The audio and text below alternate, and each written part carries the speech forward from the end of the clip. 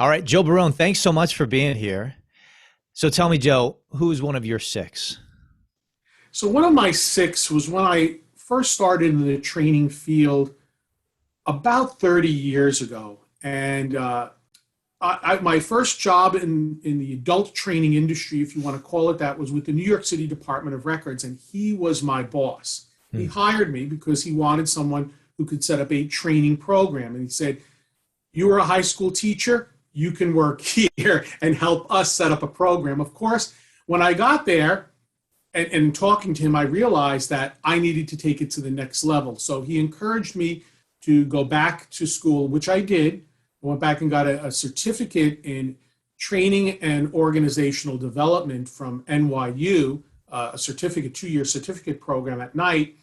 And that really helped me become a better trainer because he then introduced me to all of the people in the field, not the training field, but the records and information management field, so that I could then really branch out and become, in a sense, a star. I was kind of considered the training guru, in a sense, in the records and information management field in the late 80s, early 90s, because people would say, Joe is this great presenter. Joe has set up this training program, and we should go talk to him, or we should get him to come speak to our group to help us understand what do we need to do if we want to set up a training program. So he was very, very instrumental. He wasn't just simply an influencer. He was a mentor too, really the combination of the two. And it was a fantastic combination for the years that I worked with New York City government, as well as even after that for 2 or 3 years. When I'd come down to DC to work for my previous organization, we would meet, we would chat, we would see each other at conferences. When I'd go back up to New York, sometimes I would stop in to see him either at his office or at his home. He lived on Staten Island, and I would go visit him once in a while, and we would talk about all sorts of different things. And he would give me advice on who I should be speaking to. Go talk to this one. This one's got this, need, or this one can help you with this, or this one can help you with that. But he would also give me a lot of background too, so I would know when I approached these people, I would know what their sweet spot was, what would get them to be most help attracted to them to answer my questions. Again, most people, as we know, are really very glad and very glad to help each other. People are very glad to give their advice.